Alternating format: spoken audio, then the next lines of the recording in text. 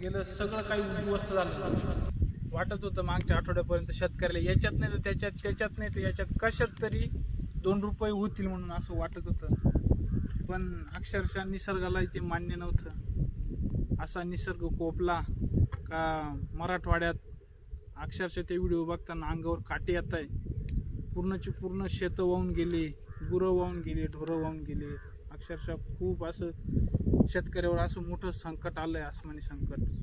आणि त्याच्यात सरकारसुद्धा ना जणू शेतकऱ्याची थट्टा करतंय.